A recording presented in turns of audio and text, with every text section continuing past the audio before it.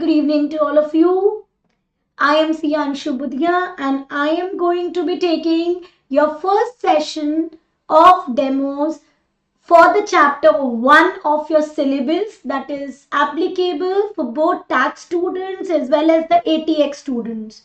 Okay, and I am going to be starting with the topic and chapter which is Introduction to UK Tax Systems. This is relevant for tax students, but for the ATX students, after we complete this, I will be taking the ethics portion also in detail. So that is your chapter 1 of the syllabus. I'm sure everybody is geared up and everybody is with me to discuss this. So let's begin with our chapter 1, which is UK tax systems, and here we will be understanding the basics.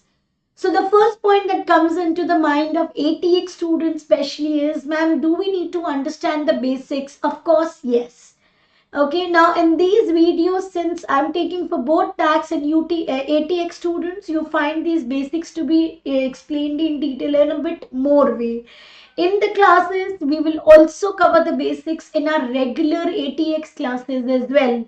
Okay, but of course in a less detailed way than what we do in F6 taxes, because in ATX my purpose is that when you join the sessions, I know most of you are not aware of UK taxes, so I start with the basics, makes you aware of the same, and then we move on to the advanced portions. So this is my regular strategy that is going to be there. Okay, now beginning with, so this is for all tax and ATX students. I want your attention on my screen because we are beginning with chapter 1 of understanding the UK tax systems. Okay. Now, why do we need to understand the UK tax systems in particular when probably we know about the income tax system of India? That is because every country has a different legislation and every country's tax systems are governed by the local rules of that country. Like we have IFRS, which is globally universally applicable, but tax rules and the tax laws are only applicable for every country to country basis. So they are very specific.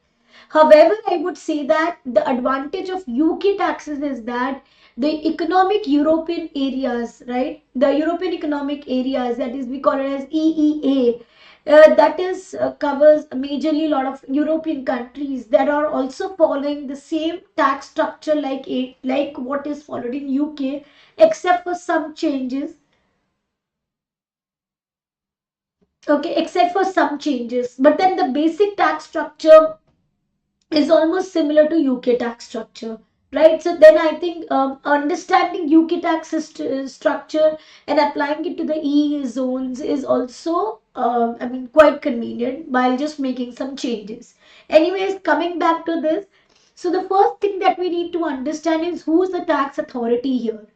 Now we know that in UK what actually works is a monarchy system, that is a king and queen system, right? That has started, I think, since this country came into existence, and even it is prevailing now. Correct. Now we have King Charles, right? Yes. So I mean, for quite a substantial longer period, Queen had ruled the monarchy system right here. So therefore, you would find a lot of references made to Her Majesty. So going by the same reference, HMRC that we say as the UK tax department. So the UK tax department is HMRC. Okay, and this HMRC full form is Her Majesty Revenue and Customs. You guys know that the Revenue and Customs generally we refer to the tax department, and Her Majesty referring to the monarchy system. So therefore HMRC is the Her Majesty Revenue and Customs department, that is the IT department of UK. Clear? Absolutely clear. Now we need to proceed and we need to know, ma'am, what are the different taxes which are applicable under the UK tax rules. See, the kind of taxes and the nature of taxes are almost same globally. So here also we have like two categories. If I say one is individuals and another is companies. Individuals will include partners, will include sole traders, will include employees. So all those who are to be taxed in their individual capacity are termed under individuals. The second category is corporations, okay, or we call them companies, or we call them corporates, or we call them corporations. Typically in the tax rules you will find the name corporations to be there. Okay, now this is the second category. Now let's see what all taxes are going to be applicable to the individuals. So like I mentioned, individuals include sole traders, they include employees, they include directors, partners in the partnership. Now what all taxes will be applicable to them? So the taxes that will be applicable to them will be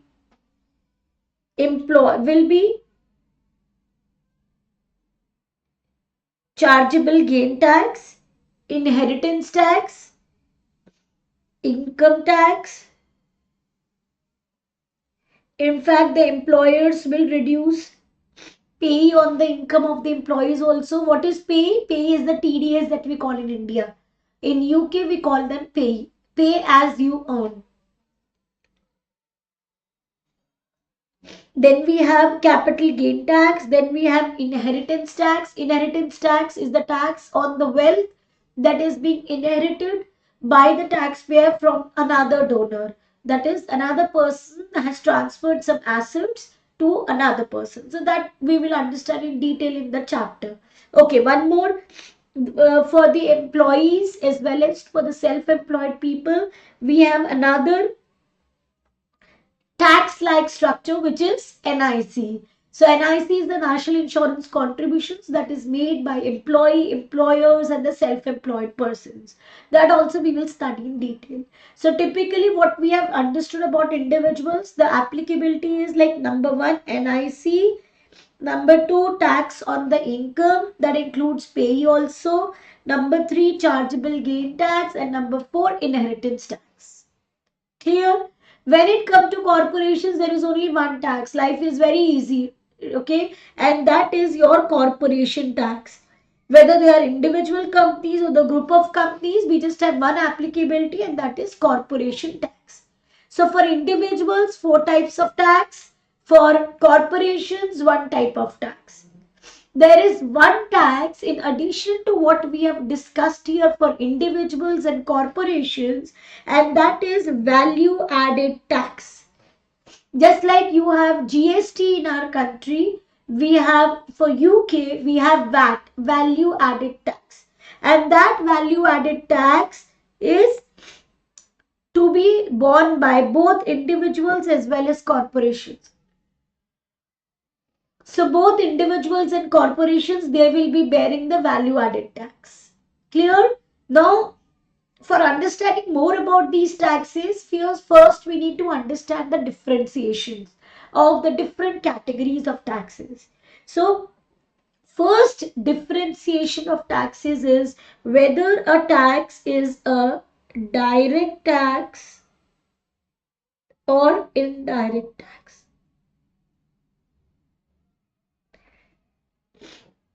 Okay, do we have any idea about what is a direct tax and what is an indirect tax? Anyone? Excuse me. Okay, let me tell you. Direct tax is a tax which is levied on the income of the individual. Okay, nobody else is involved. So like I am earning my income, let it be salary income, let it be professional income, and on this income that I have earned, I have to deposit tax to HMRC. Who will be depositing it? I am depositing it. So it's my income, my tax, deposit by me only, and I am the one who is paying tax on this income, right? It's not that my father is paying tax on this income. He may be giving me the money, but he's not paying the tax. Tax is eventually deducted from my income only. Clear? Now you can see that now in case of employees, when they receive salary, pay is deducted by the employer. But employer is deducting pay from his own pocket. No, from the salary of employee only. So tax is borne on the salary of employee. Who is paying it? The employee only. On what? On his salary only. So this is a tax that is directly levied on the income and it is paid by that taxpayer only, and there is no other person involved. So we call this tax as the direct tax, like capital gain tax, like inheritance tax, like income tax, like pay, like NIC. All these are direct taxes. Corporation tax. But then what is an indirect tax? Indirect tax is, like, for example, you go to the shop and you buy groceries, right? I went to my shop, nearby shop, and I said, boss, I want to buy grocery. So Mr. A went to the shop to buy, let's say, rice. Okay, when now Mr. A wants to buy rice, so the shopkeeper will ask him to pay 90 is the base value of rice, plus let's say 20% is VAT. So Mr. A will be required to pay 108. Okay, now this is borne by Mr. A. The shopkeeper, when he will receive 90 and 18, this 90 will go to the shopkeeper. He will keep it with him. But this 18, he cannot keep with him because that doesn't belong to him, right? He is just collecting on behalf of HMRC. He is like a middleman who is collecting this output VAT, this VAT amount. So he will deposit it to HMRC. Now what happened here? Income didn't belong to Mr. A? No. It actually was a shop, but it was recovered from Mr. A. So although this was a part of the sale of shop, but it was recovered from Mr. A. Second party involved, first party shop, second is Mr. A. Now, who is collecting it? The shop. Who is depositing it to HMRC? Shop. But who is bearing this tax? Mr. A. Since you can see there are two parties involved, wherein one is bearing the tax, another is depositing the tax. Hence, we call it as an indirect tax because it is being taxed on the income but indirectly. Right, and it is being taxed on the transfer of goods and services, so we call it as an indirect tax. Clear? Absolutely. So I'll just take the definition again. Direct tax is the tax on income, chargeable gains, wealth, and indirect tax is the tax on goods and services. Tax is paid by the buyer and is collected and deposited to HMRC by the seller or service provider. Best example is VAT, value added tax, which we can say is the indirect tax. Clear? Now, let's go on to the next categorization. And let me tell you guys, this is all the notes. These are the class notes that you will be getting once the class is over. So once we have class over, then always I will be uploading the notes and I will be sharing it to all of you after the class. Okay, sometimes they will be handwritten notes, sometimes you will get the Excel notes when we are doing calculations, and sometimes you will get these notes also that are handwritten only but have been typed. Okay, these are the summary notes that are going to be your one-stop solution when you are revising your syllabus. So this is in addition to the study text and the question bank. Okay, let's move forward. The next category of differentiation that I will do for the different type of taxes is revenue and capital tax. What is a revenue tax? Revenue items, where do we show? In P&L, correct? In your income statement. That is our day-to-day income and expenses. On the same lines, revenue taxes are the taxes on your regular incomes like salary income, property business income, trading income, all these income on which you pay tax, we call it as revenue tax. But the tax that you're going to pay on the assets, on the capital, like when I transfer my building, now building is my asset, So when I'm selling my building to somebody else, I earn gain and on which I will pay capital gain tax. Now let's say I want to gift my building to my sister.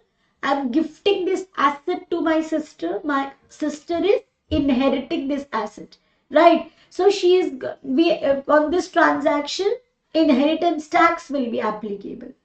Got it. So all those taxes that are applicable on the asset, on the capital of the taxpayer are going to be covered under capital taxes. And we just have two taxes covered here. So one is a tax charged on wealth, that is IHT, and the other is on capital gain, that is capital gain tax. The rest all taxes are taxed on income and are income tax. For example, income tax. For example, income tax I can say. I can even say your NIC. Okay. And I can also say that these are,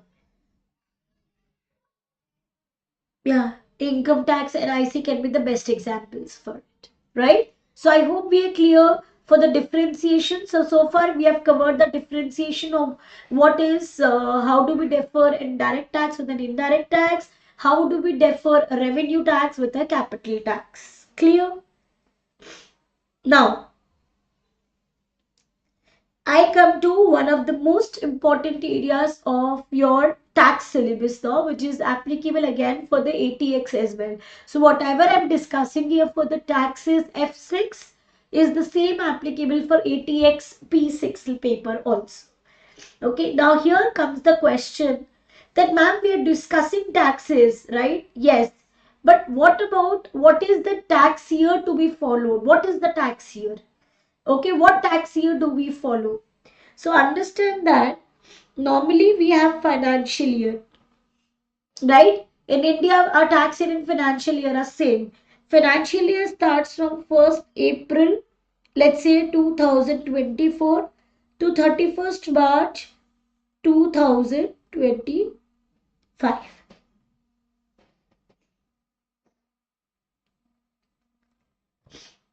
Okay, so 31st March 25. Let's say that.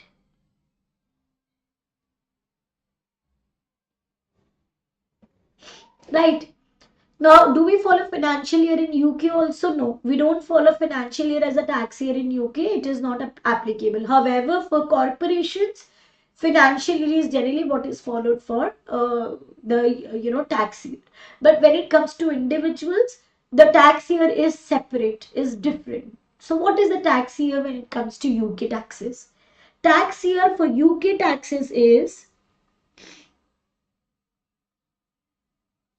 tax year here, pay attention. Tax year will run from 6th of April, let's say 2024, and it will go on till 5th of April 2024. Again, I repeat, 6th April of first year to 5th April of second year, your tax year will run from. Okay, always 6th April of first year and second year 5th April. Clear? Absolutely. You'll say, ma'am, it is so difficult to calculate. So for ease of calculations only, for ease of calculations only, make a note, for ease of calculations only, you will always do for calculation purposes, you will take the period 1st April 2024 to 31st March 2025. However, whenever you're writing your tax year, you will always write 6th April 24 to 5th April 25.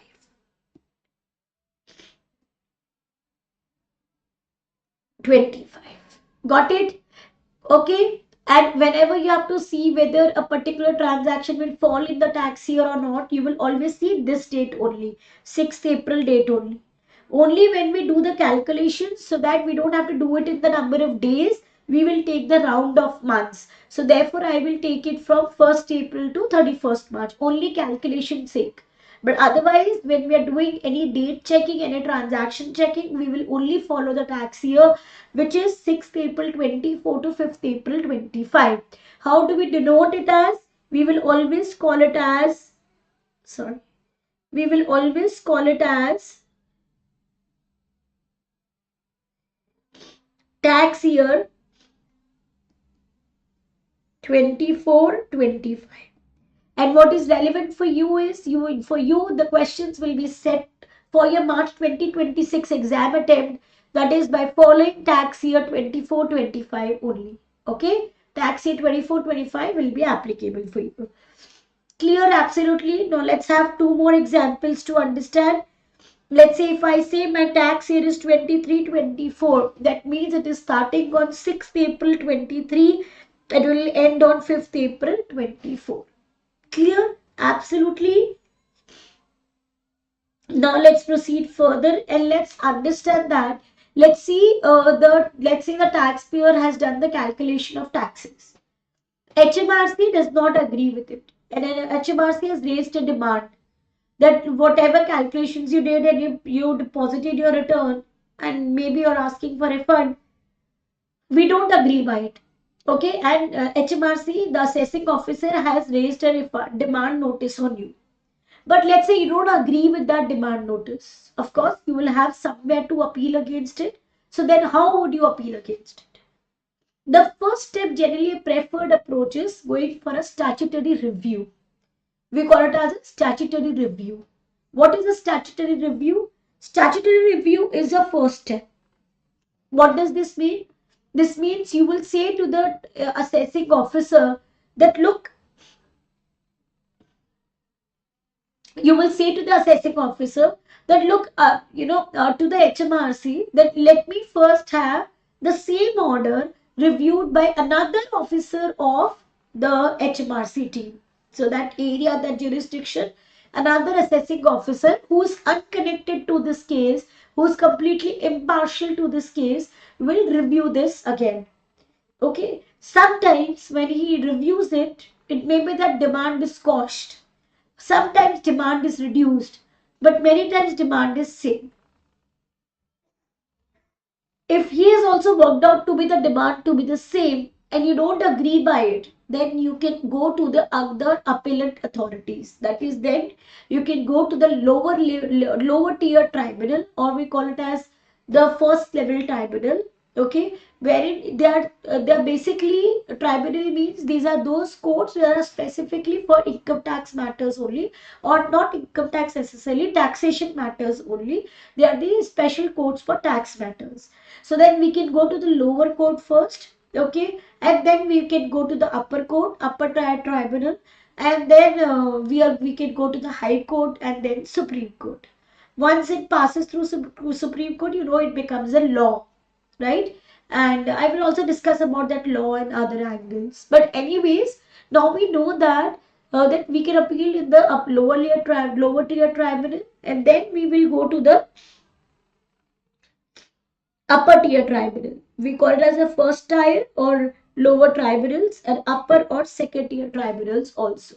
Then accordingly we will go to those tribunals. Okay. However, if the tax amount involved is, let's say, very huge, very big, and the matter is a very complex matter, then even we don't need to follow this route, we can directly go to upper tier tribunal. Okay, so instead of going through lower tier tribunal, then we can directly go to the upper tier tribunal.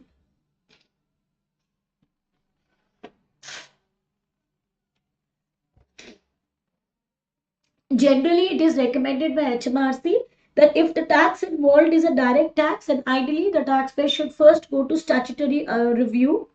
And if the tax involved is an indirect tax, then like VAT, then the taxpayers can go to lower tier tribunal also. Okay, instead of going for statutory review. This is recommended by HMRC. Okay, clear? So far what we have covered, guys, we have covered about the basic description about the UK tax systems, about the different terminologies, about direct and indirect tax, about revenue and capital tax, about the appeal system, that how should the appeal should go, what is the system, what is the the way to be followed. So all this how we have covered so far, and now we will be going on to the next portion.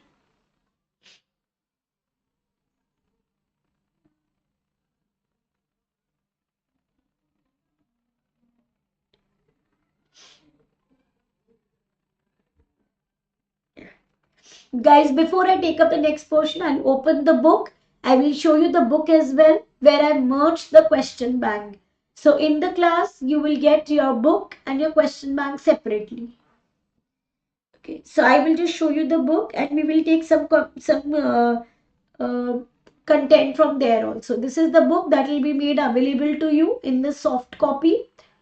Okay, so you can see the topics are here, and all the topics that you find in your BPP, Kaplan, Study Hub, every topic is here in a more simplified language. And this book is custom created, and it would be made available to all of you. Okay, once we complete a topic in the class, a chapter in the class, the notes will be uploaded, the book will be uploaded, question bank will be uploaded, so that you can practice it all, everything at the same time. Okay, this is the questions of the book, the study text questions. There are 4 questions of this chapter along with the solutions that are given at the end. I have included the question bank also here, but for this, then when you get the question bank, this is a question bank separate for more practice. So these are 8 questions here and their solutions. Okay, the aim is that you should be practicing more and more. Okay, now let's just cover some portions that I have not covered so far that I will take from here. Okay, now the what we call assessing officers in HMRC, typically we call them as officers of revenue and customs.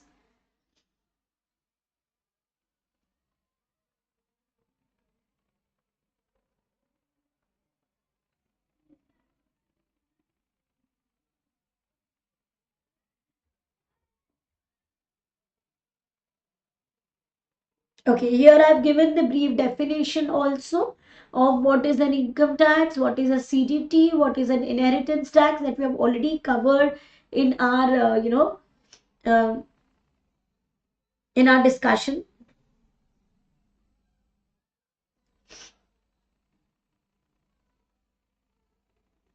Okay, just few points, basic points that I want to cover now, because they're sometimes asked in your MCQs also.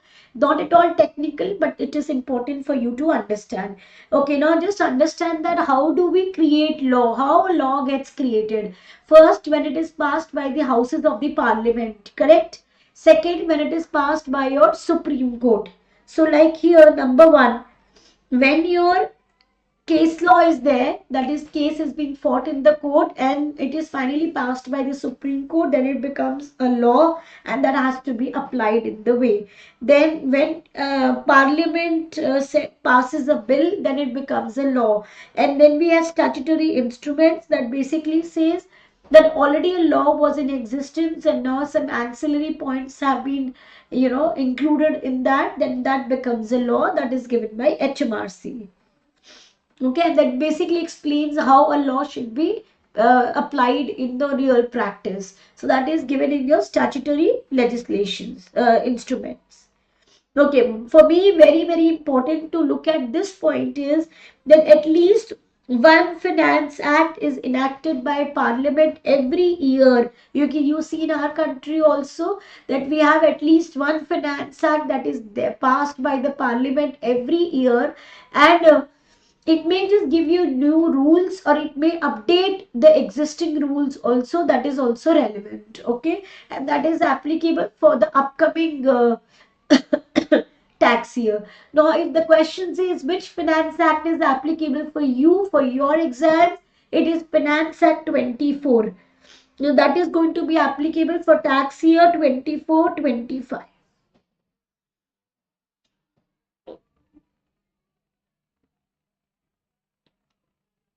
Now, okay, few more pointers that I want you to understand is that there are 3 terms.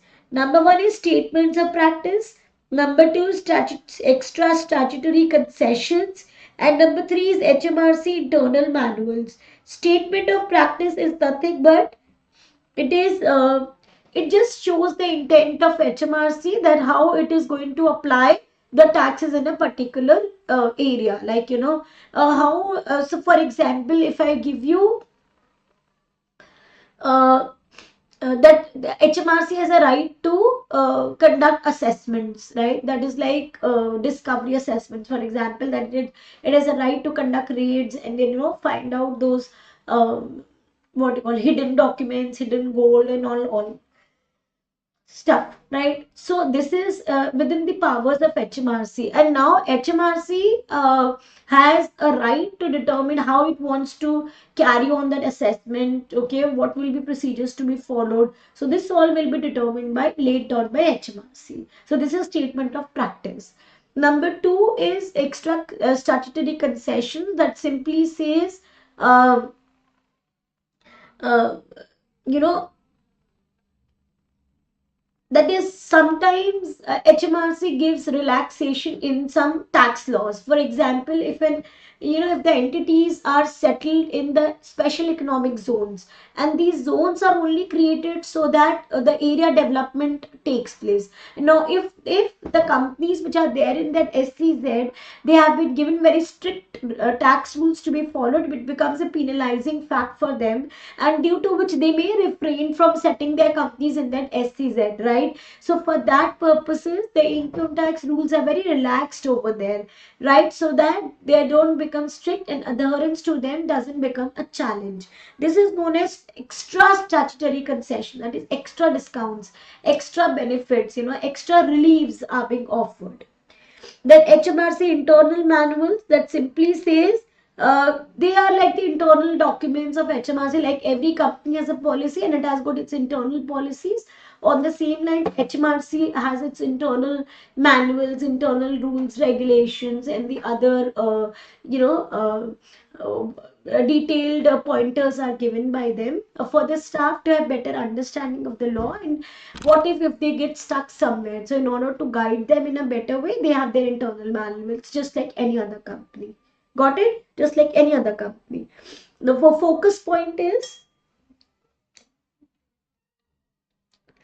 always remember in the exam that you are giving, legislations and the case laws. Legislation means the one that is passed by parliament. That is a law. And case law is the one that is passed by courts. So that becomes a law. So remember that in the exam, legislation and case law will take priority over HMRC guidance. Where there is a conflict, always remember statute and case law will override the statements of practice and concessions. So HMRC will always take a back seat, and the case laws and the legislations will be taken in priority. Clear? Absolutely. Now I'll take up one of the last topics for the tax students, the F6 tax students, post which we will discuss some questions, and then the ATX students additional part I will be taking. Okay. Now I am taking this portion which is tax avoidance and tax evasion. What is this tax avoidance and tax evasion? Let's take an example to understand this. Okay, I'll take an example. Let's say I have Mr. A and he is my client. Now, Mr. A comes to me and Mr. A says that,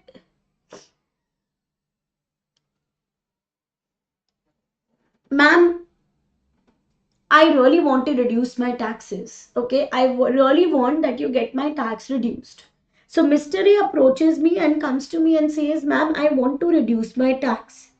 So I say, okay, fine. And he says, ma'am, can you give me suggestions? So I say, yes, ma'am. Yes, Mr. A, I will give you suggestions. And I say, let's do, Mr. A, you have a property business income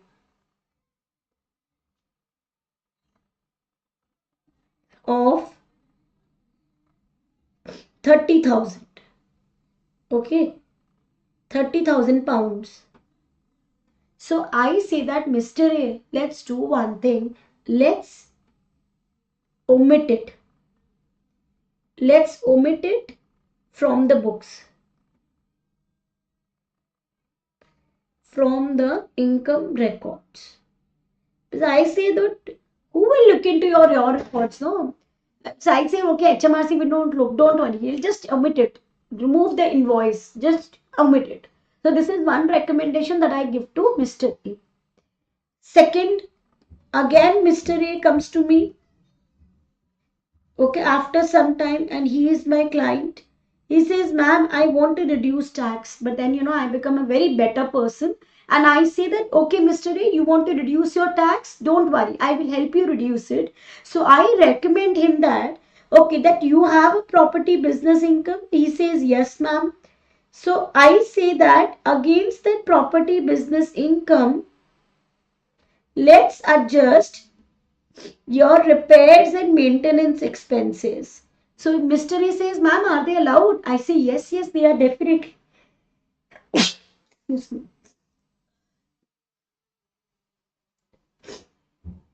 I say that, yes, yes, they're definitely allowed. Right? And we reduce our repairs and maintenance expenses of 30,000. You say, ma'am, such huge expenses? Yes, maybe because of it was for the build painting. Excuse me.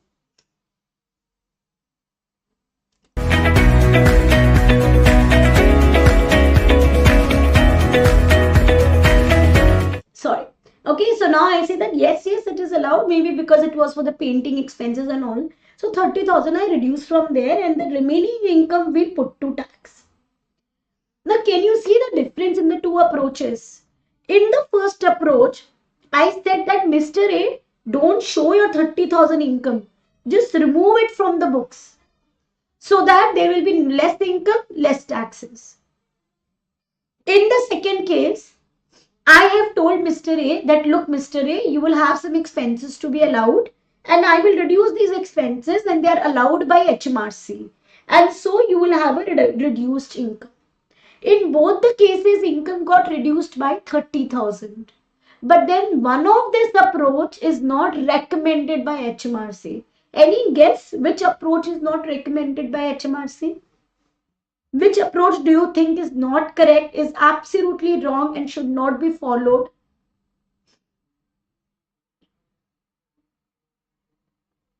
I am sure you will say, ma'am, approach A. Absolutely correct. Why?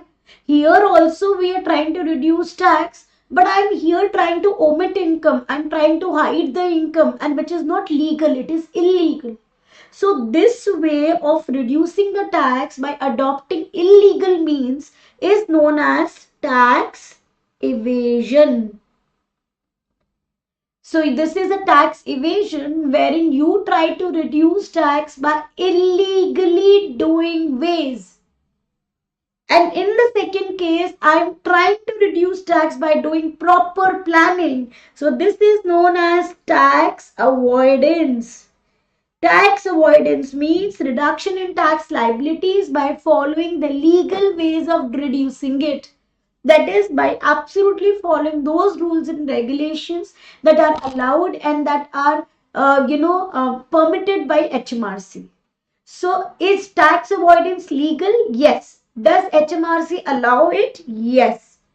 Is tax evasion legal? No. Does HMRC allows it? No. Not recommended and not allowed. So not to be followed. But what happens? Let's say you have a client. Okay. You are an ACCA tax professional. You are bound by the code of ethics. And now you have a client who has underpaid tax, for example, who has hidden income, who has omitted some invoices, and you come to know about it. What you will do? Some of you may say that, ma'am, we will also become party of it and we will say sharing it in 50-50. No, that is not allowed. HMRC does not allow you, and they will term it as a criminal offense for you also as an ACCA professional. So not allowed, my friends. Then ideally, what should be the correct approach? The correct approach is in a series of steps I have mentioned here because it is a hot favorite question in your exam. So I will go from the book and I will take you to the notes. Okay, now look here.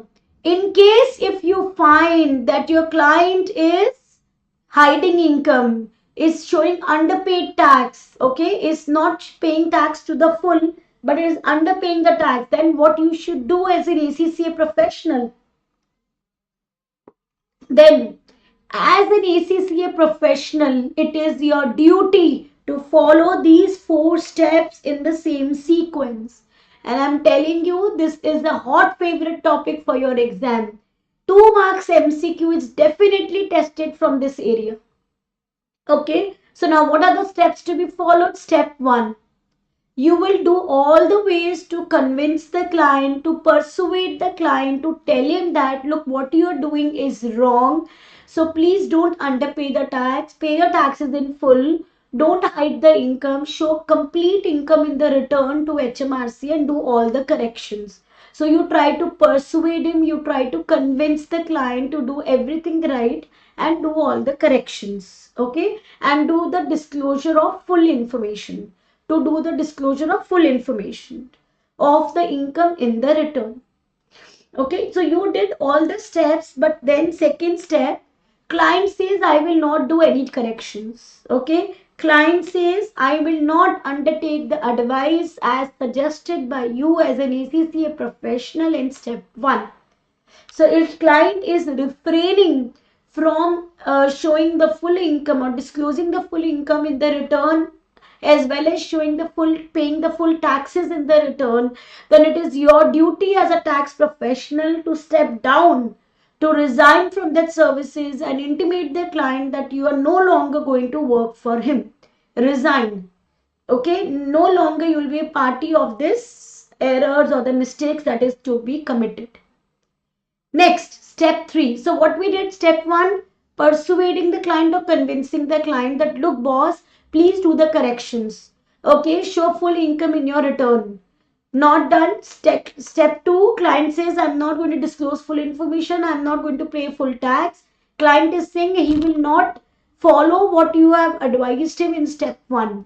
So then as an ACCA professional or as an ACCA tax consultant, it is your duty to step down, as a tax consultant, as their advisor, okay, and stop working for that client.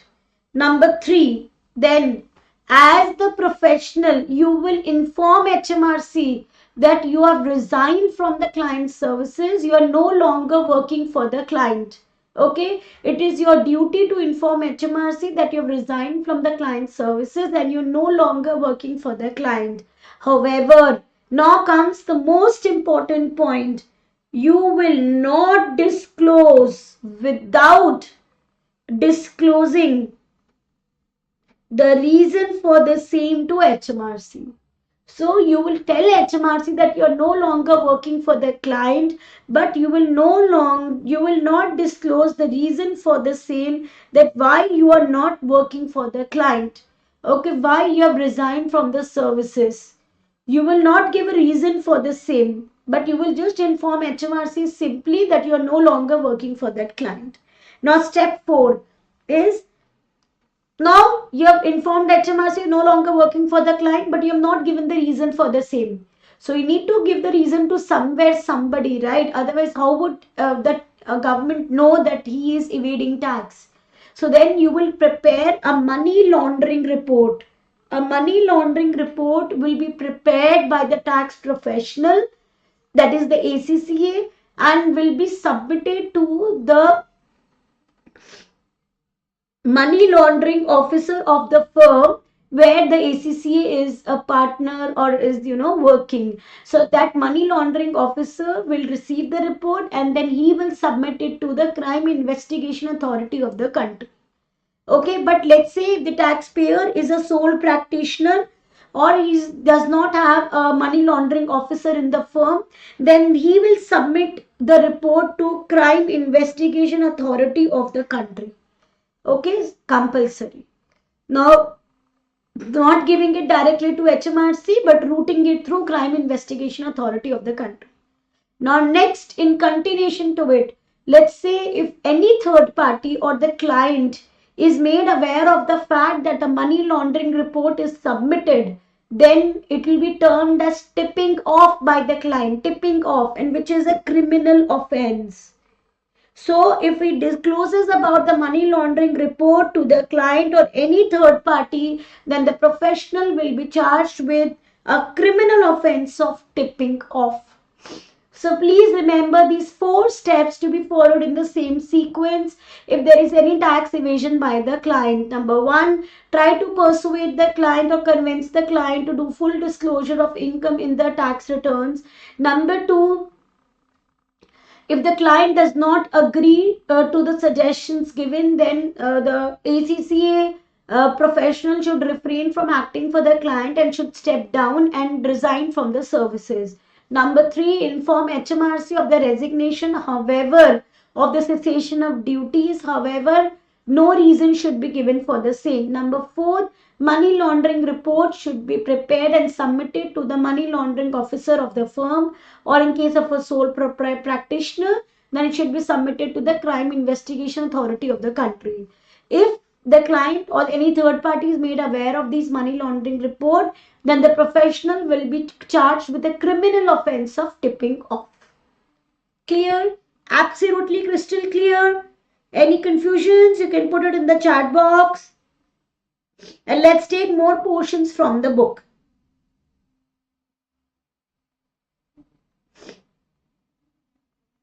Okay, I will take another portion of GAR which is there in your ATX as well. So GAR is simply, it's a general anti-abuse rules. I think it was introduced in Finance Act 2013. That is just meant to say that, let's say I have a company that I have opened up in Mauritius. Okay, the only reason I opened up over there is because it's a tax-free country. So I want to sell the goods from my country to Mauritius to that company at a lower price, and then that company will sell at a higher price to the final customers.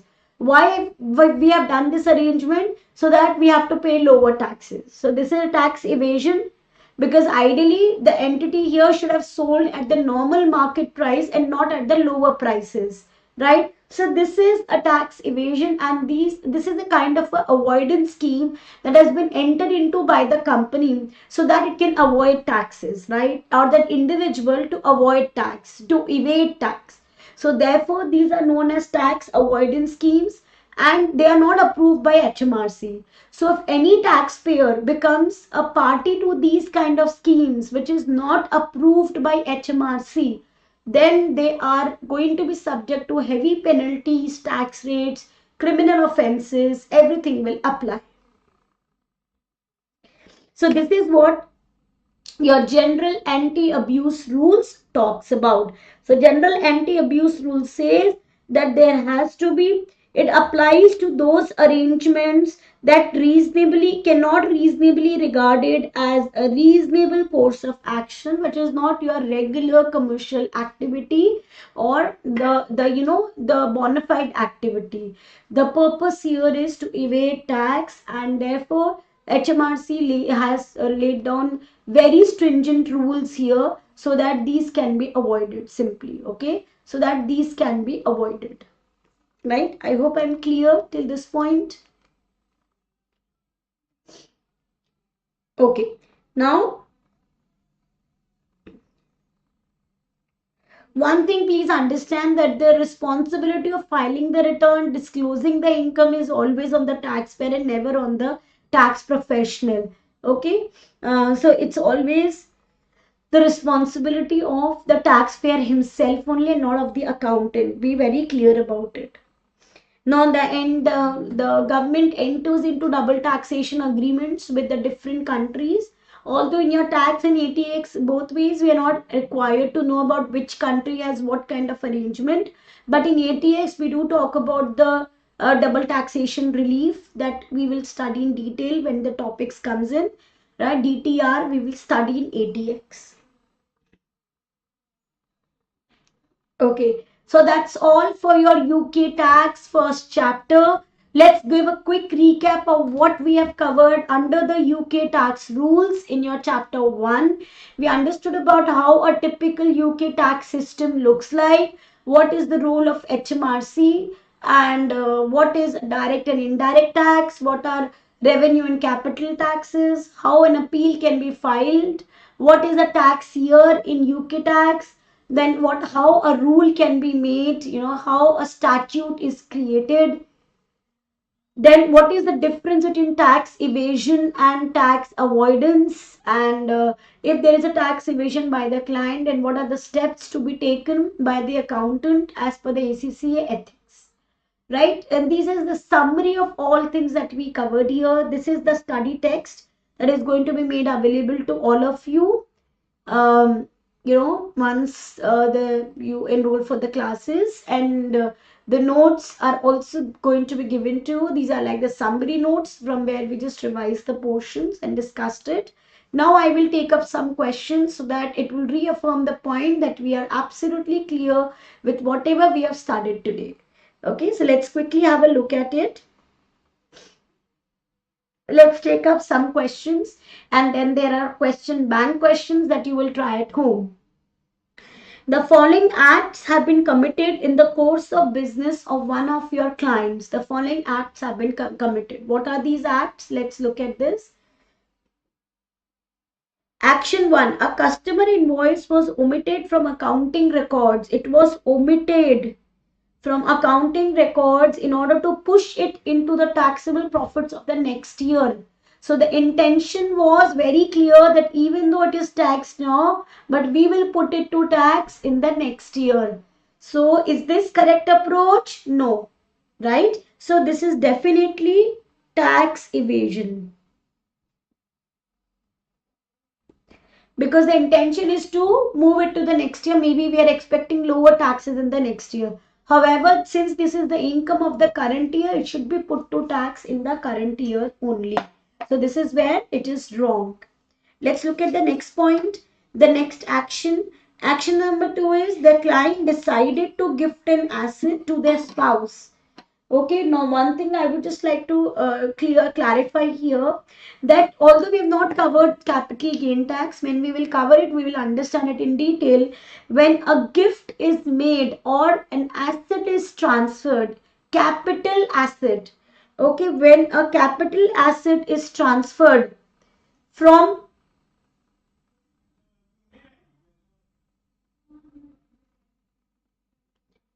okay, when a, just 1 minute.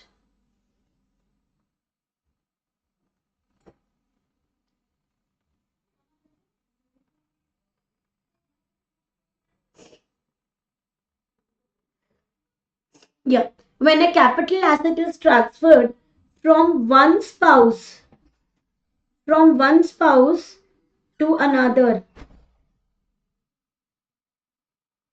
then it is done at no gain, no loss. We say that this transaction is done at no gain, no loss. It's a very good tax planning tool because you can transfer the asset without paying any taxes. So action number 2 says the client decided to gift an asset to their spouse in order to reduce a CGT. Now, is this allowed? Yes, it is allowed by HMRC. Hence, it is a tax planning tool. Tax planning or tax avoidance is one and the same thing. So, therefore, we will term it as tax avoidance, because for avoiding tax, you need to plan it. And planning is always legally. So therefore, we keep them together only. Clear? Now the question is, which of these actions amount to tax evasion? Pretty clear, action 1. Let's go to the next one. Which of the following are both direct revenue taxes? Income tax and inheritance tax, corporation tax and CGT, they are revenue tax. So inheritance and capital gain are not revenue. We know that, right? So first one is wrong, second one is wrong. Income tax and national insurance, that is NIC, or we will have the capital corporation tax and VAT. Which should be the correct answer? Corporation tax and VAT or income tax and national insurance? So here, see, it prima facie looks like that both are the revenue tax, right? It prima facie looks like that both are revenue tax. So then which is the correct answer here?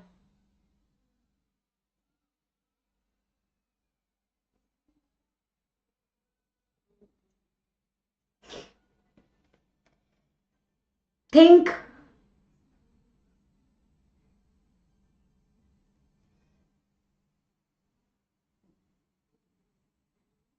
Just a minute, this got stuck.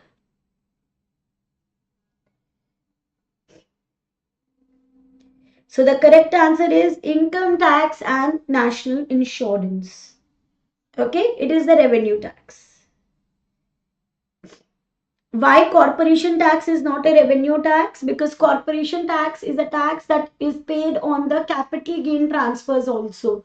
So since it includes the capital gain transfers also, which means it's a capital tax involved here, therefore this is also wrong. Clear? Let's move to the next one. Which of the following is not a responsibility of a professional advisor? It is not a responsibility of a professional advisor. Which one? When a client refuses to authorize disclosure of an irregularity in their tax affairs, it is not a responsibility. That means which is not the correct option, that only you have to choose. You have to choose that option which is not correct. Okay, the one which is correct, that you will not choose. So which is not a responsibility of a professional advisor when a client refuses to authorize disclosure of an irregularity. There is a tax evasion. Remember those steps. Simply the question is saying which of these is not a part of those 4 steps. Simply speaking.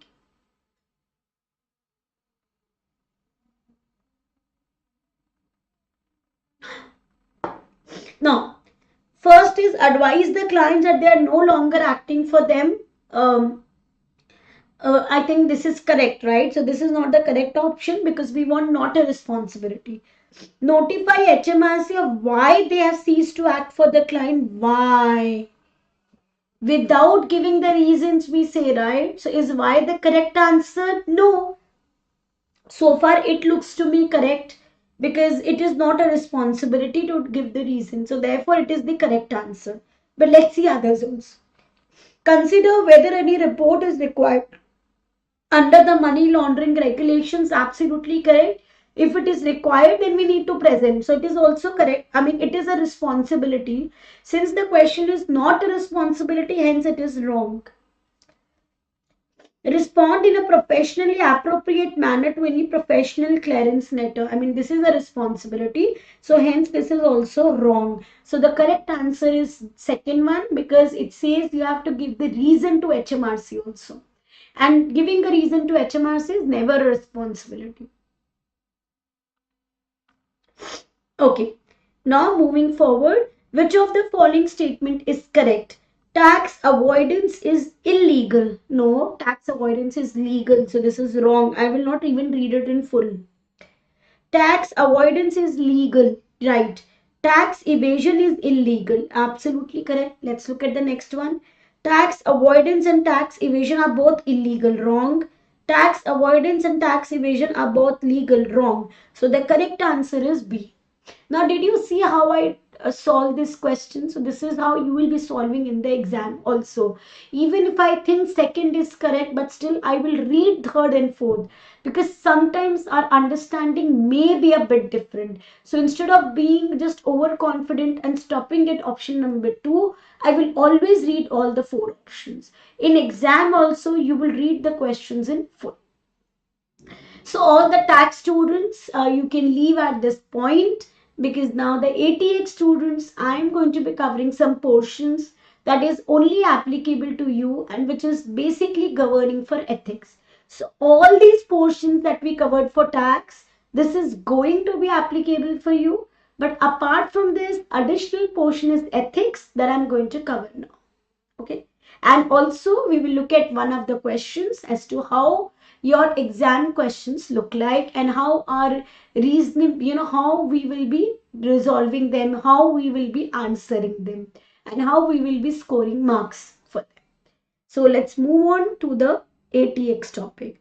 Now I will just show you here. These are some additional questions like I showed you earlier. Boss, this is all homework for you. You will try these questions and the solutions are given to you. And if you find any queries, you can always come back to me on this. Class Chapter 1 notes will be available on the Telegram channel. So all those who have not subscribed to my channel so far, please subscribe it and you will get access to these chapter 1 notes, questions as well as the question bank.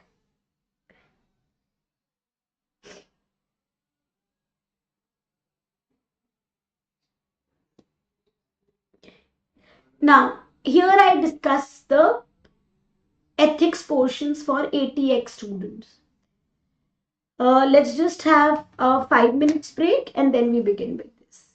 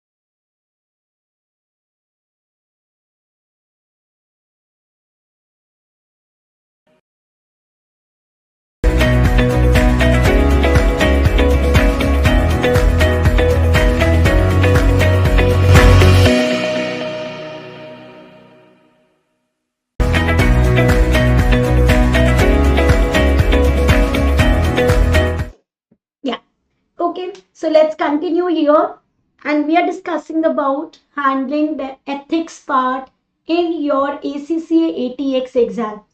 I'll show you a question, the format of a question that is generally tested in your exam.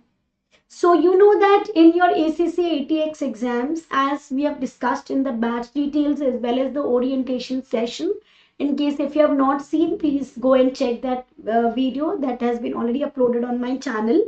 I have already discussed it over there that you will be having only subjective questions here.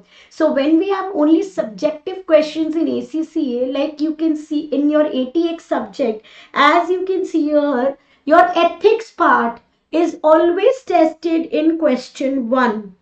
Mandatory in your question 1 of your ACCA ATX exam, you will always have your ethics part tested, and that will be for 5 marks at least.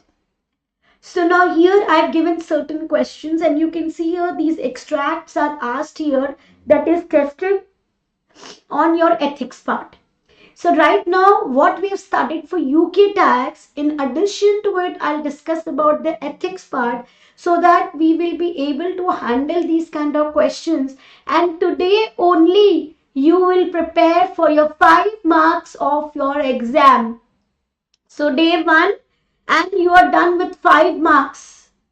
Okay, and now then you will be only required to study for the remaining 95 marks, and out of which, like I told you in the orientation session, already you are only writing paper for 80 marks, out of which 5 marks is done today. So now you just need to study for about 75 marks, right? So that we will be covering. Anyways, let's discuss about ethics. So people, very important for you to understand that once you become an ACCA professional and you are becoming an accountant, or you are a CFO, or you are a finance manager, that means whether you are an employee or an auditor or an accountant or a tax consultant, in any capacity that you are working, because you are in ACCA, you are bound by these 5 ethics.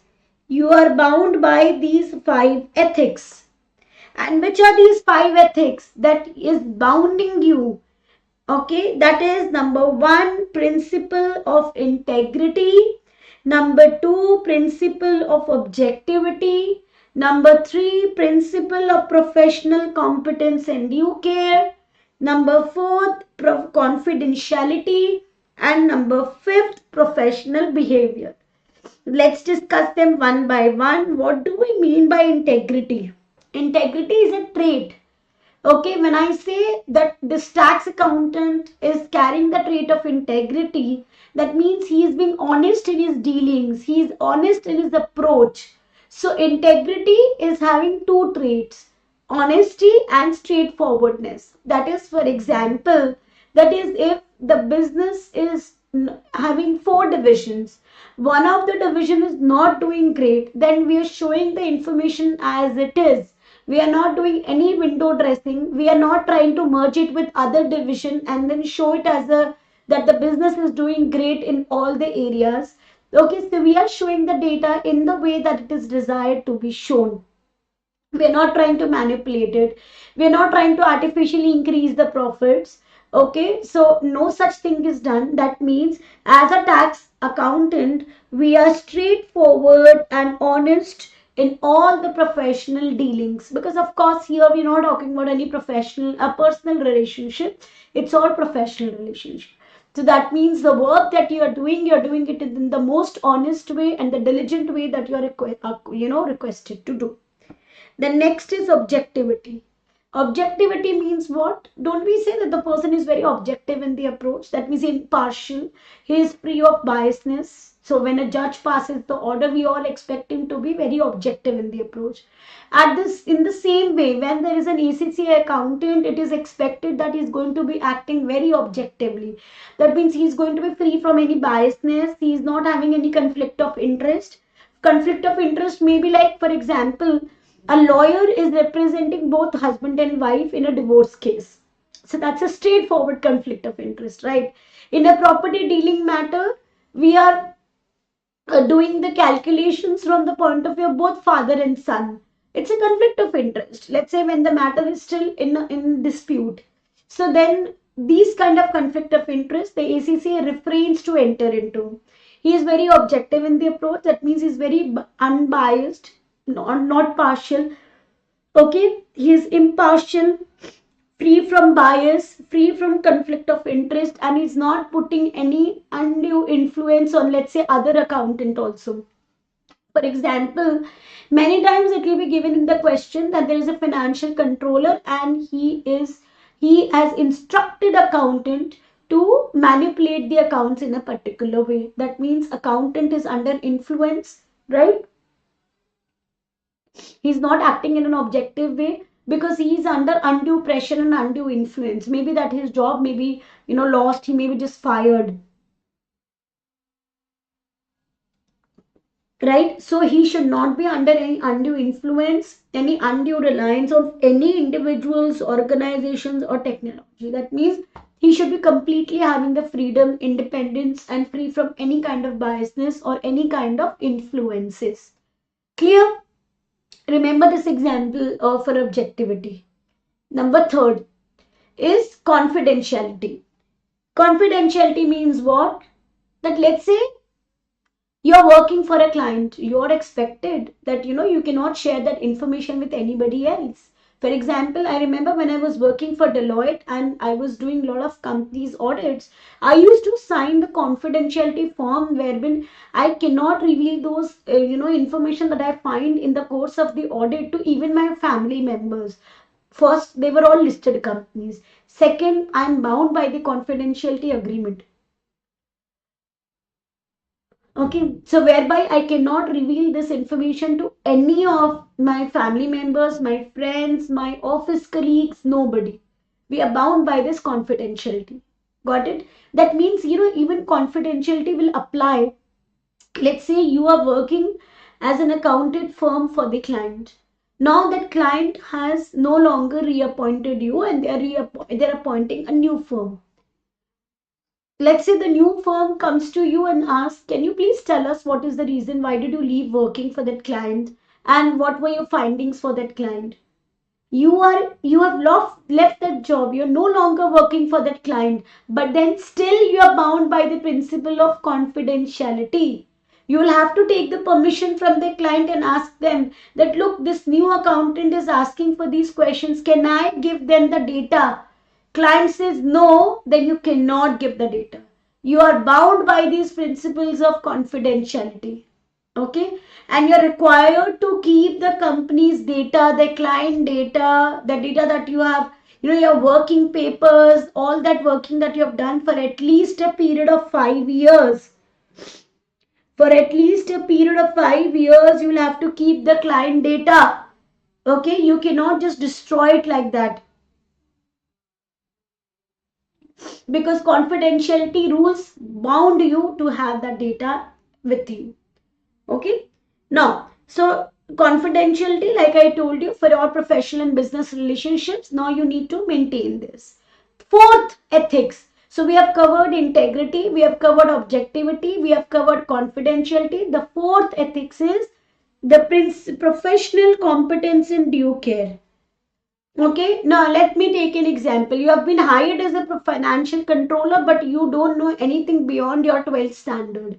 You don't know anything about beyond your BCom. Then are you really technically qualified to handle a big company as a financial controller? No. So that means you should have your competencies and your skills justified with what work you are doing.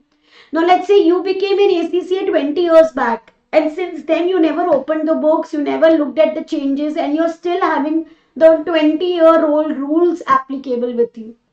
20-year-old tax laws you know, but the current laws you are unaware of.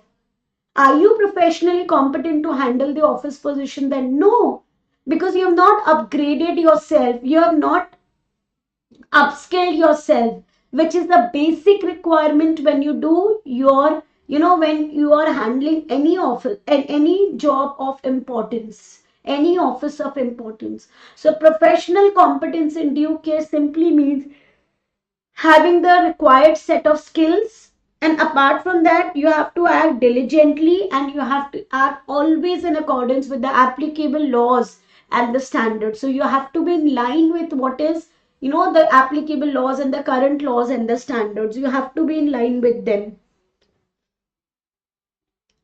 Now, the last is professional behavior. Professional behavior simply says not just that you have to act in the professionally perfect way when you're representing your client, you're meeting your client, it has to be in the best professional way. But apart from this, professional behavior also means that you're complying with the laws and regulations. See, not just income tax law, what about the environment law? What about the labor law?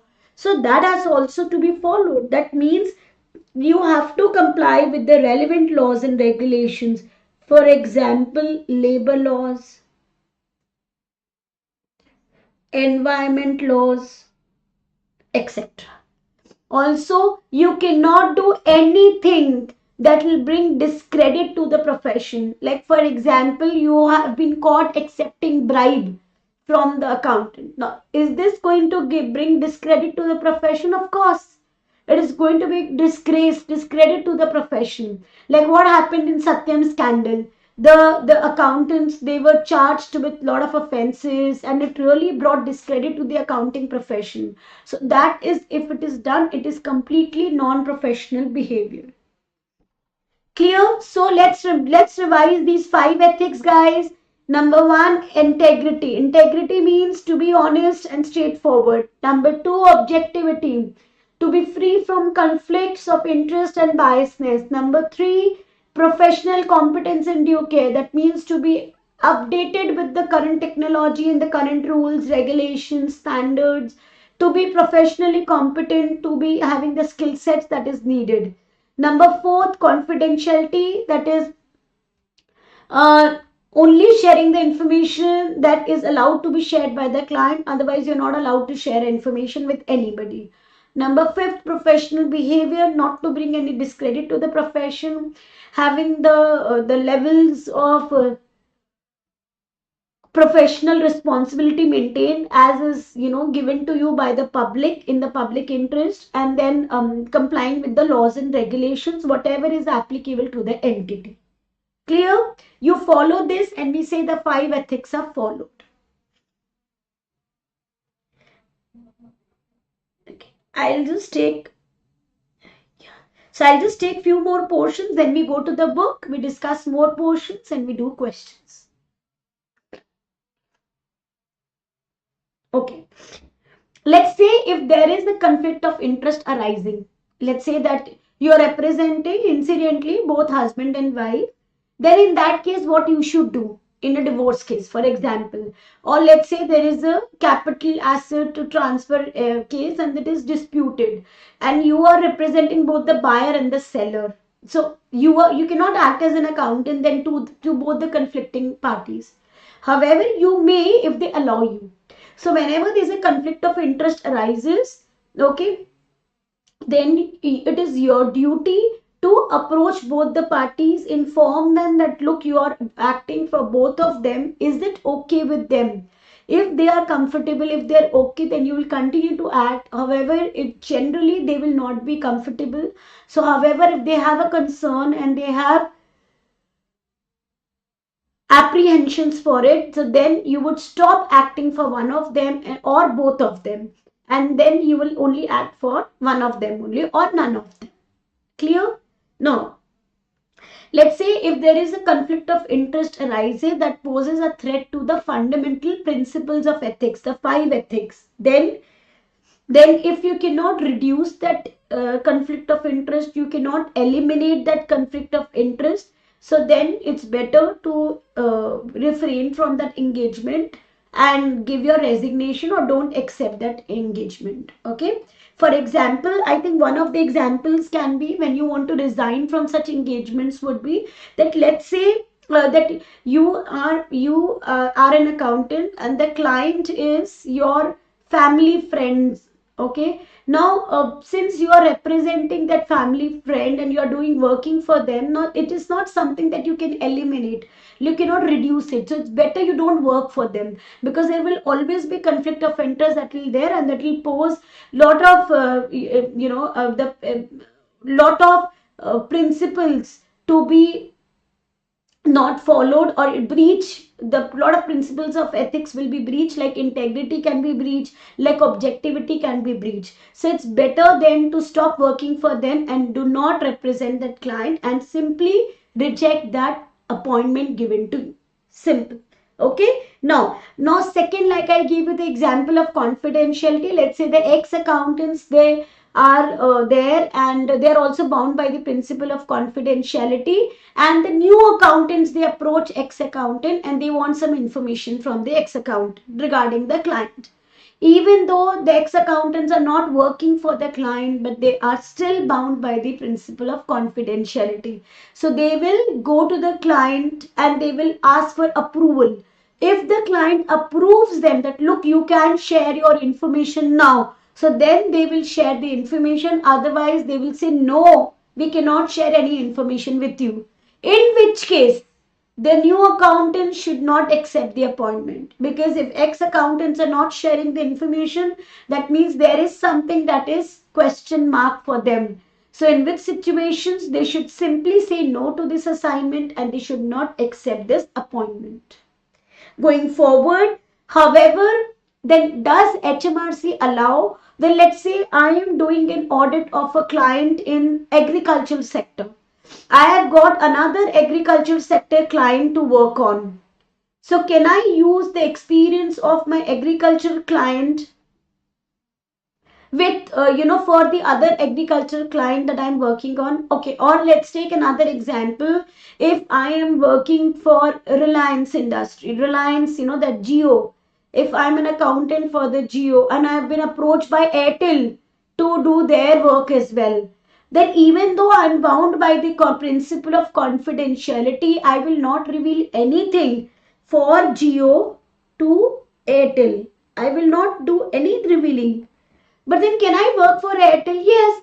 I can use the experience of my telecom industry for Geo. I can use it for Airtel without giving any information about Geo. If we can do that, then yes, it is allowed and confidentiality principle is not breached. It's a very interesting example where you can work for both the competitors without revealing the confidential information of any of them, but using the experience it can be done. So we can use the experience gained from advising earlier clients to be used while assisting the other prospective clients also, however ensuring at the same time that principle of confidentiality is not breached. Clear? Now if the breach takes place, then there is going to be penalty, but before that let's take up the study text. So all of you with me, another 30 minutes where we'll complete this and we will look at the questions, the kind that are asked in your ATX exam, and secure the 5 marks today only. Okay, so now here I will take some small topics. One small topic is conceptual framework. What is a conceptual framework? Because you will find in your question this terminology that says please answer your question as per the conceptual framework. I know you find it more in your SBR paper, but in ATX also you can find it. Conceptual framework is a term that we use here. We don't have any IFRS here. So simply it means that there are certain principles, right, which are to be followed when any advice you're giving to the clients. Okay, so simply it says that if you are following those principles, right, there is always a chance that can be the threats to the principles. Threats can be like, for example, if you're not having the proper honesty, okay, if you're not having the integrity in your approach, then there is always a threat that you can have your self-interest prevailed, right? So if there is any threat which is arising, you need to safeguard it. maybe by taking the appropriate actions that we are going to study now. So conceptual framework simply says that you should take the appropriate steps at the correct time to ensure that these threats do not arise. Okay, these threats do not arise. So if you are failing them, that is, if the threats arise and the principles are breached, then the disciplinary action will be taken against the tax professional. Then against the ACCA, disciplinary action will be taken.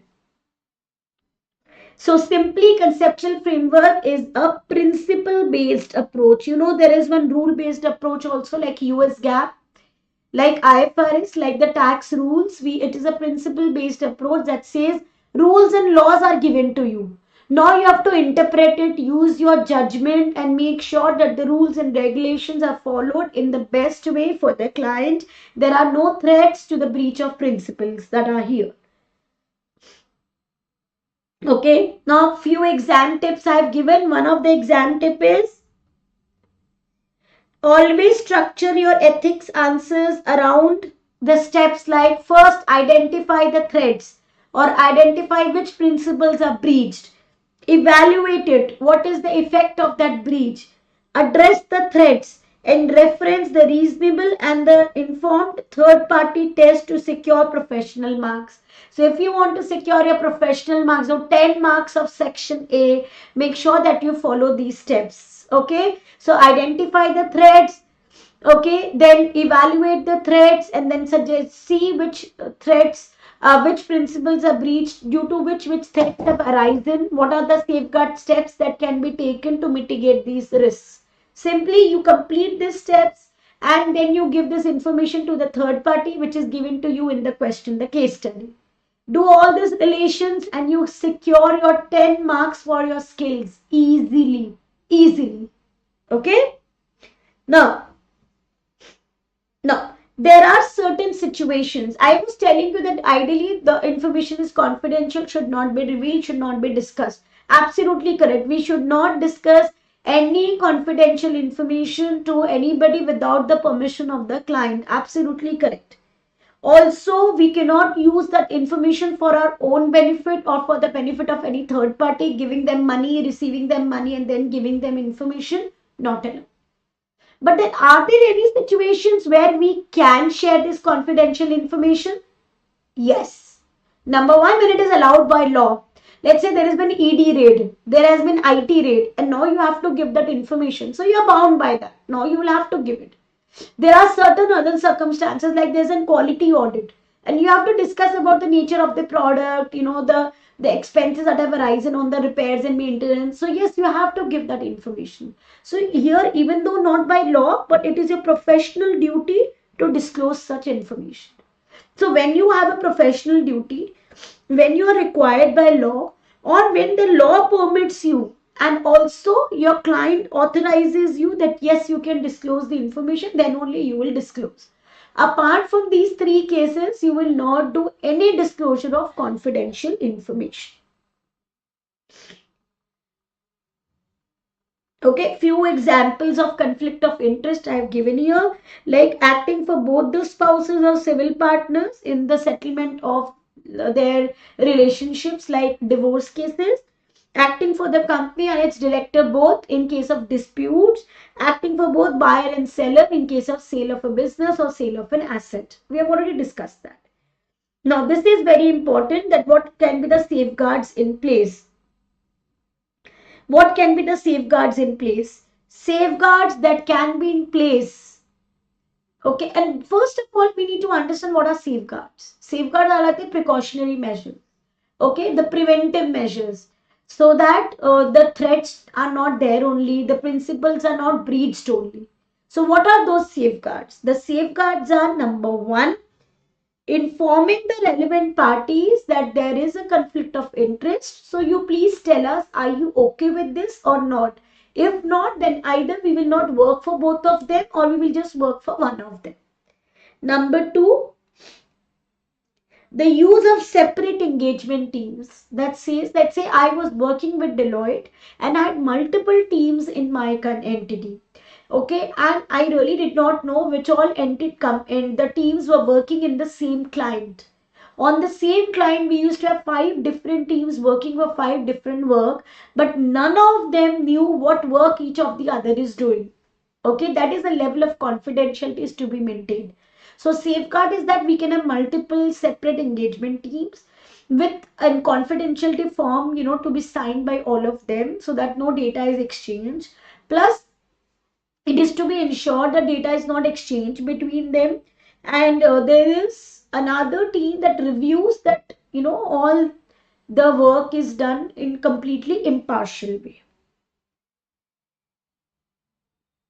And always remember one exam tip: whenever the situation arises where there is too much of conflict of interest, or the situation it suggests that the accountant should actually not work for the client, then accountant should refrain from the client and should resign. This is the ultimate step that don't you forget. It's a very important exam tip.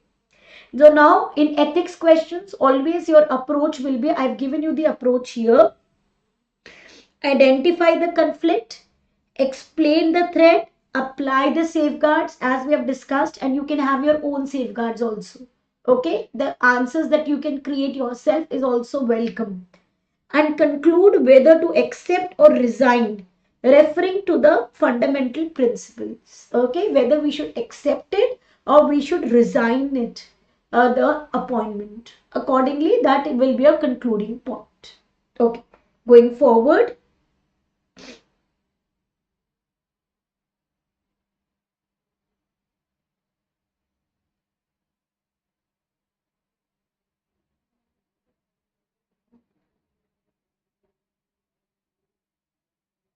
Another exam tip: always emphasize legality, disclosures, and professional responsibility as an accountant. These 3 factors you have to emphasize in your answer, because you will be always going for tax planning and avoidance and not tax evasion.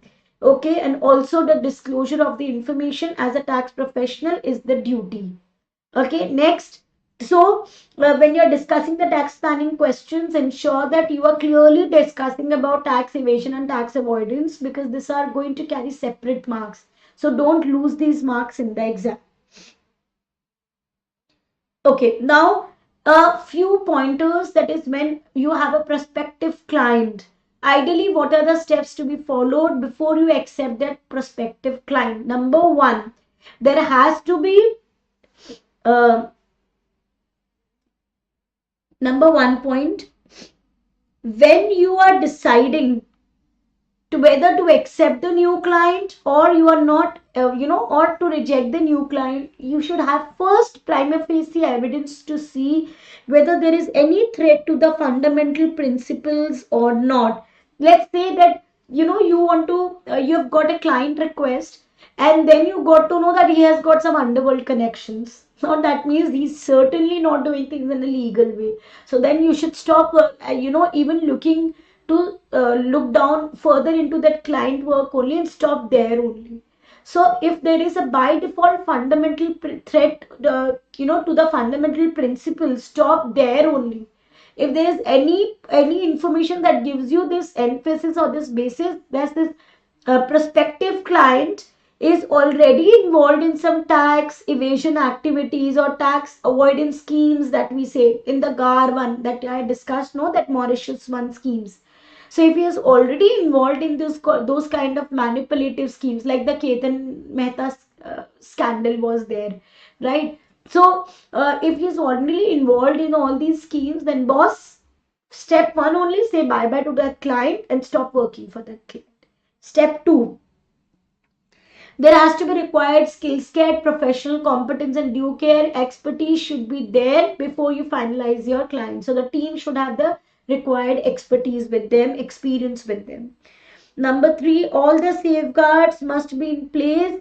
That means there are few safeguards that are to be adopted, so that it's kind of a screening to be done for their clients by default before you accept the new clients. Okay, if we are accepting a new client which is an individual, then you have to make sure that the identification card is there, like their identification card, their tax documents, their other documents, the any other documents that will help you understand that this data is bona fide, client is bona fide.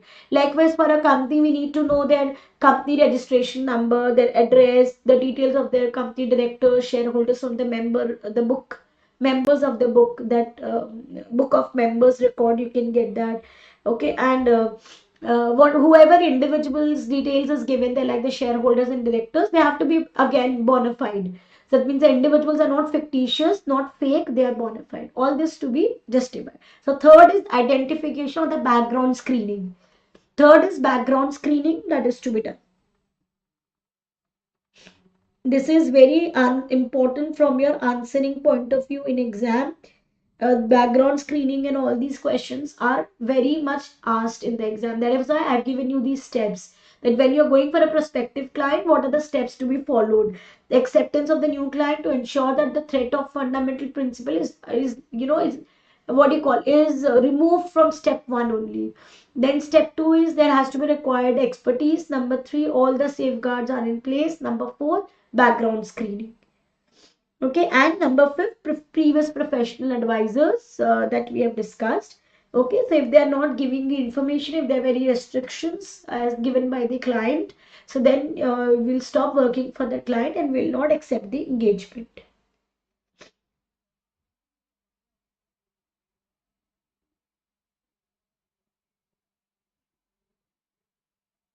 Okay, always remember the money laundering considerations have to be checked. That is, if there is a money laundering activity, then we know the steps to be followed, right? The four steps. The same four steps will be followed whenever there is any money laundering activity. Now, this is a very interesting point. Errors by HMRC in the taxpayer's favor. That's just like you. I filed an income tax return and I am supposedly to get 10,000 as the refund. Wrongly and with God's grace, HMRC has given me a refund of 1 lakh. So I was looking for a refund of 10,000. Okay, I was looking for a refund of 10,000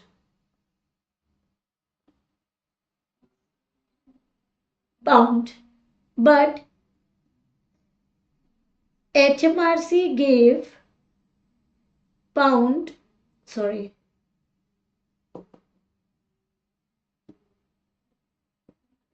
1 lakh. Right? Ideally, what you should do, you will say, ma'am, we will party. But no, boss, party is not allowed. HMRC says it is your legal duty and it is your duty as an accountant that you have to tell the client, you have to convince him, persuade him, return back this money to HMRC. Whatever you have received in excess is not your money. For so step one, you will check the calculations first, that whatever the calculations are done, is this correctly calculated or not? Okay, and is this really an extra amount or not? First, you will verify that. Once you have verified that all the tax calculations are correct and it is actually an extra amount given by HMRC, then you will persuade the client and tell him that, look, you have to refund this extra amount to HMRC. And if the client does not accept to refund this extra amount to HMRC, then you should stop working for the client, because this is like a tax evasion activity and he is liable to such offenses if he's keeping the extra money of HMRC and not returning it back. Okay, and then if there is a need, money laundering report may be prepared and submitted. So that point will again come in place, the ones that we said for tax evasion. Okay, the same points will apply here, like just we discussed some time back for tax evasion. What are the steps to be followed?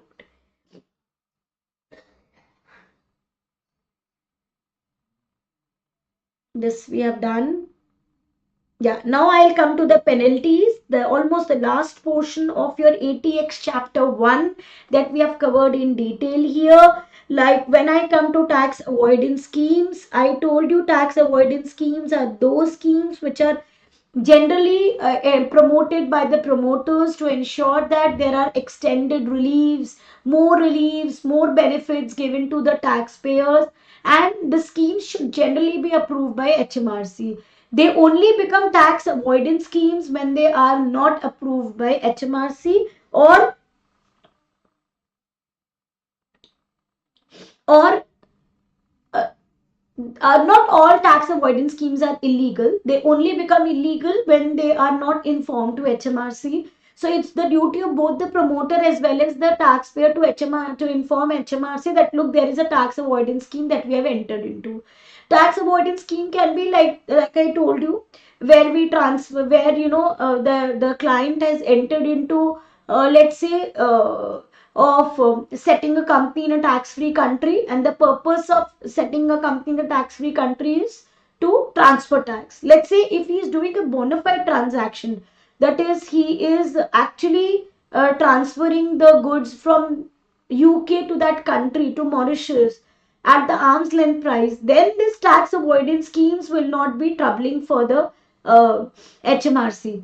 Okay, then there is no problem. However, the intimation of the same should be given by HMRC, should be given by the taxpayer as well as the promoters to HMRC. Okay, that is to be given. Like for example, we have the different. I think the very common example I can give you, like the employers, they enter into the various pension schemes, right, to provide the benefits to the employees. So these are tax avoidance schemes. See, those schemes wherein your tax liability will come down generally by the planning way, like we have the 80G donations in India, right? We have a lot of parties to which to companies to the organizations to you which you can donate. Ideally, you should have that receipt with you, and to those parties which you can donate, income tax registers them and give them a separate, unique number. So when you're filing a return, you have to present that unique number. Simple. But let's say if the promoter, got the 80G receipts and all done with a fake number, forged number, and as a taxpayer, you're using that in your return.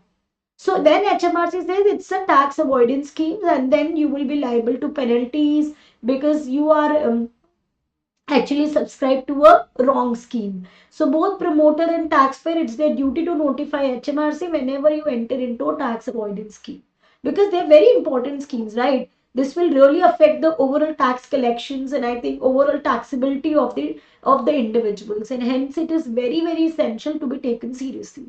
But what if there is a default? What if there is a default on the part of promoter or on the part of taxpayer? So what is the penalty involved? Please look at my scheme. Look at my screen.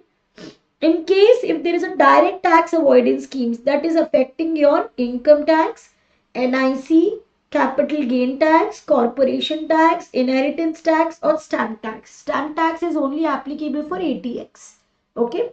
If any of these taxes are involved in this tax avoidance scheme and there is a failure to comply with the disclosures on the part of both promoter as well as the taxpayer, okay, ideally as per the requirement, when the scheme is created, within 5 days of the scheme being made available, it has to be notified to HMRC. If it is not notified, then just look at the heavy penalty. And the question in the exam is, do you need to remember this? Yes. Penalties are the only area in tax that you need to remember. Rest everything I'll make you understand. Okay. Then in this case, penalty will be up to 600 per day from the date disclosure should have occurred. That is after the completion of 5 days. That day only the disclosure should take place. If it is not taking place, then per day penalty is found 600. Just look at how heavy the penalty is. If a disclosure notice is issued and it is not complied with, then this is not complied with within 10 days, then the maximum daily penalty can even be increased to 5,000 per day.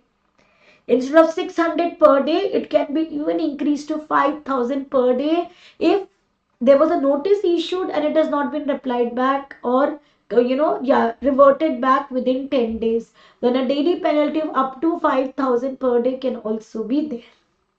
Look at the heavy scheme. This is for direct tax avoidance schemes. In case of VAT avoidance schemes, the penalties for non-disclosures are even more severe. Just look at this. Okay, the daily penalty is still at 600. That's not a cases, but in a lot of cases, if HMRC approves the additional penalty in addition to your daily penalty of 600 per day, it can even be extended to £1 million. like a lump sum penalty. So here you can have two penalties imposed, 600 plus 1 million maximum penalty can also be imposed based on the severance, the severity of these schemes, how much is the tax evasion done here, what is the level of irregularity based on which the penalty is decided. Now, in the exam, we just have to write the theory part. For penalty calculations, when we go to the administration chapter, there I'll explain you the penalty calculations. But otherwise than that, penalty calculations are not needed except for the what we cover in that chapter and that. Okay. Now, another term is there which is serial tax avoidance scheme. It's just like your serial tax dash dash dash that you hear in your various movies and all. So serial tax avoidance schemes are when the person is in a habit of, or when the entity is in a habit of entering into the various tax avoidance schemes, and they are always in the hit list of HMRC. They're always in that radar of HMRC where they keep monitoring them. Okay. And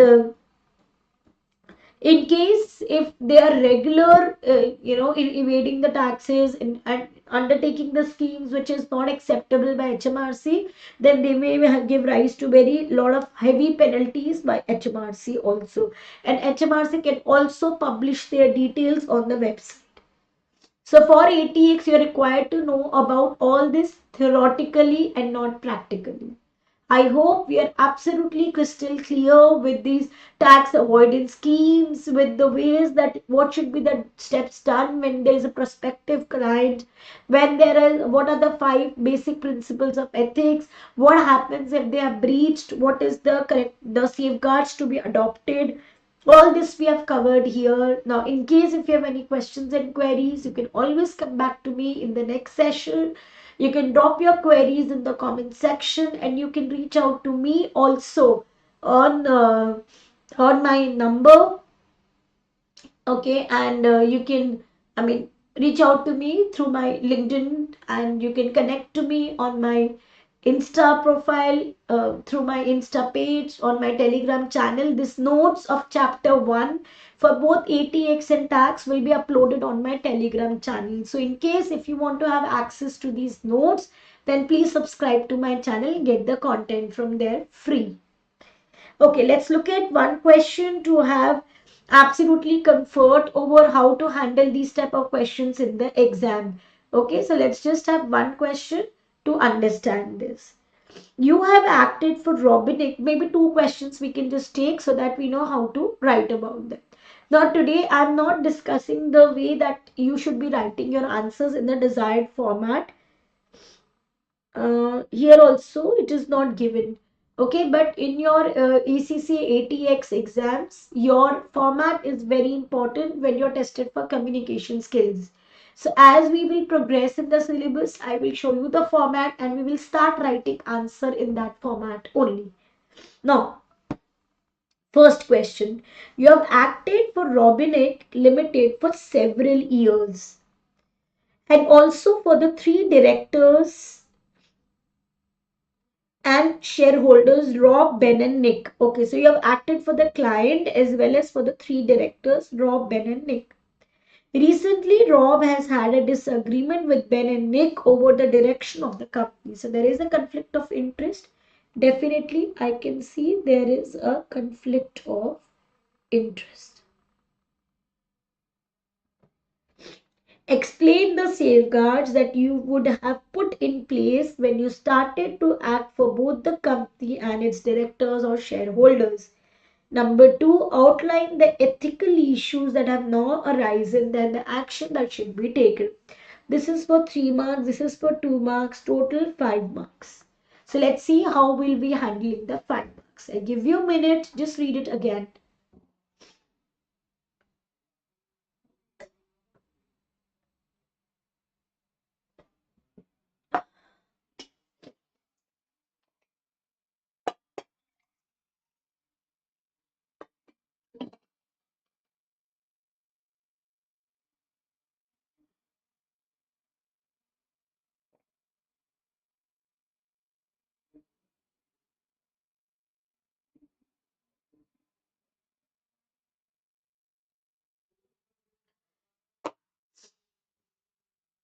Yeah.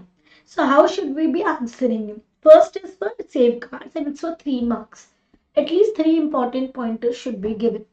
What should be the safeguards that you should have put in place when you started to act for both client and the company?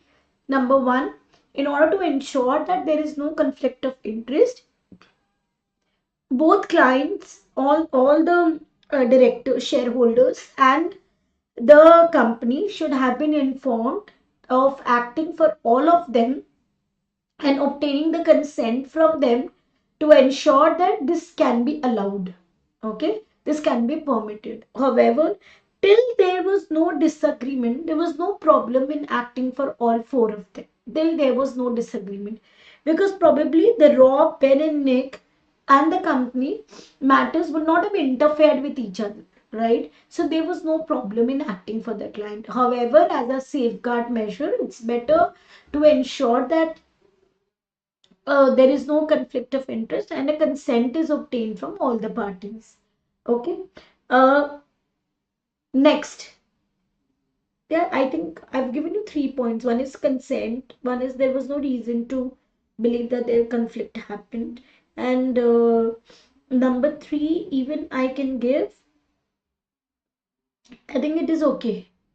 Right. Number three is actually not there. I think this is the only thing that I will cover. Right. And however, yeah, one more point I can cover is that if they are still, if there, even if there is no conflict of interest was there, then the principle of confidentiality should have been followed and no information of one party should have been shared with another party, right? Yes. So this is three valid points given. Outline the ethical issue, 2 marks, two valid points. What can be the ethical issue? The first ethical issue will be, now here, the first point was consent. Number two was confidentiality. And number three was uh, no conflict of interest. Three valid points, you will secure your 3 marks. Now, ethical issues. First issue will be uh, that now there is a conflict of interest taken place. So, in this conflict of interest, he cannot follow all the, he cannot represent, we cannot represent all the parties. So, accordingly, either he will be representing Rob, Ben, Nick, or the entity. Any one of them he would be representing, not all four of them. Number two is there is going to be a breach of principle of objectivity. Conflict of interest means objectivity. Done. You got your 2 points. Done. You got your 5 marks. Please don't write answers in bullets. Always write it in separate paragraphs. So maybe for safeguards, I can give safeguards as a heading and write down the answer. And for the next one, that is for the ethical issues, I can give ethical issues as the heading and write the paragraph. Don't write bullets for it. Okay. Let's try one more question and then remaining you will try. And if you have any problems, we will discuss it, in the next session. Okay, let's do the next one. Just 3 questions I'm doing. Balance question bank you will be doing yourself. Once you will try it yourself. Okay, now you have acted for Tristan but have discovered a serious tax irregularity which Tristan has refused to correct. Okay, you have advised Tristan that you can no longer act for him. You receive a letter from other ACC accountants advising that they have been asked to act for Tristan. Tristan has forbidden you to divulge any information about him. Okay. Explain what action you should take in response to the letter. So, in response to the letter, the only action as an ex accountant we can take is we would not share any information with the new clients and we cannot divulge any information as we do not have the permission of Tristan. Done? Explain what actions the other ACC accountant should take as a result of your action. So here is no sharing of information. Okay, and what is the action that the other ACC accountant should take as a result of your action? The other ACC accountants should, now in the event that the sharing of information is not taking place, the other ACC accountant should simply not accept the prospective appointment.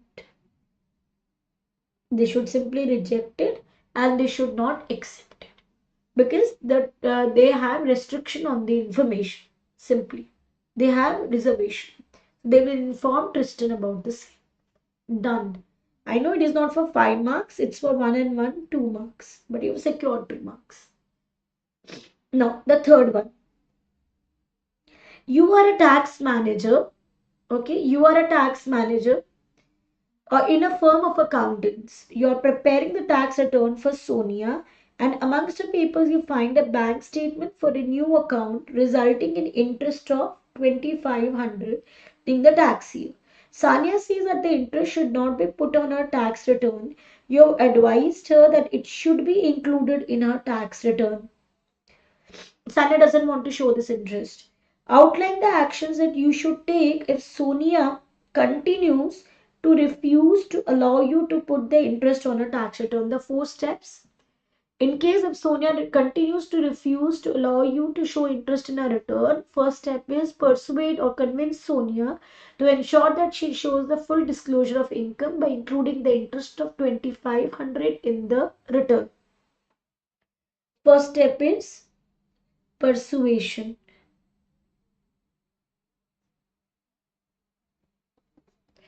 Second step is, now if Sonia still does not want to show this in a return, okay, then refrain or resign. Simply resign. Then the tax professional should resign from the services. Then number 4, inform HMRC without giving details of the reason for the same. Then number 4, if there is a suspicion that the offense is even more severe than this interest, then a money laundering report should be submitted to the money laundering officer. However, even if you think that the amount of this offense is small, then also the report should be submitted because it is an income which is not put to tax. It is a money laundering activity and that will be submitted to the money laundering officer of the firm. Right? Your story ends here and you get your 5 marks. It is giving you your 5 marks. Easy 5 marks? Difficult? I'm sure no. So I will stop here for today. And I hope today's demo session was absolutely clear. I know it was a bit more theory, but this was a base chapter. And this is the chapter that secures your 5 marks. I'm sure today we have earned that 5 marks. And now out of 125 marks are secured. Remaining 75 we will be working on together to ensure that you get very, very, very high marks in it. So see you tomorrow for the next demo lecture, which is completely practical based. We will be understanding how to compute tax liability and how to calculate taxes. So see you tomorrow, all the UK tax students as well as the ATX students. See you for your second demo lecture. Thank you guys. See you at 7:30 p.m.